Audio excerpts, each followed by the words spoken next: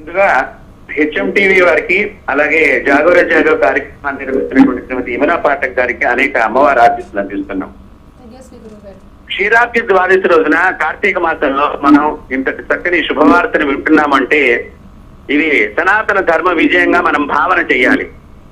అనేక సందర్భాల్లో మన హెచ్ఎంటీవీ ద్వారా మేము కూడా పాల్గొనడం జరిగింది. జాగోర జాగో అనేటువంటి కార్యక్రమం ద్వారా కనీసం ఈ రోజుకైనా కూడా మన తెలంగాణ రాష్ట్రంలో రాష్ట్ర ప్రభుత్వం వారు కళ్ళు తెరిచి మన తెలంగాణ రాష్ట్రంలో ఉండేటువంటి దేవాలయాలకు సంబంధించినటువంటి స్థలాల్ని, అన్యాక్రాంతమైపోయినటువంటి స్థలాల్ని మళ్ళీ వెనక్కి తీసుకోవాలి అనేటువంటి శ్రీకారం చుట్టిన కార్యక్రమానికి అసెంబ్లీలో కూడా దానికి చట్టసభల ద్వారా కూడా వారు చేసేటువంటి ప్రయత్నం మనకు తెలిసినటువంటి వార్త విన్నంగానే మాకు ఎంతో ఆనందం కలిగింది, సంతోషం కలిగింది.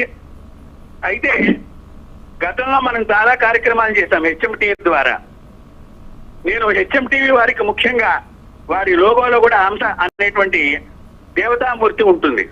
జాగోర జాగో దేవాలయాలు హంసాయ విద్మహే పరమహంసాయ ధీమహి తన్నో హంస ప్రచోదయాత్ అంటే హంస స్వచ్ఛమైనటువంటిది.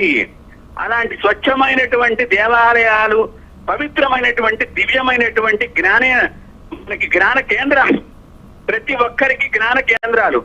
అలా జ్ఞాన కేంద్రాలకు ఇచ్చినటువంటి ఆస్తులను అంటే అది స్థలంగా ఇవ్వనివ్వండి, బంగారంగా ఇవ్వనివ్వండి, లేకపోతే ధనంగా ఇవ్వనివ్వండి, అవి అన్యాక్రాంతం అయిపోతున్నాయి. చాలా చోట్ల చాలా రకరకాలుగా ఎంత అన్యాక్రాంతం అయిపోయినాయి అంటే అంత అన్యాక్రాంతం అయిపోయినాయి. దాని గురించి ఒకసారి జాగోర జాగోలో నన్ను 2-3 సార్లు పిలవటం కూడా జరిగింది.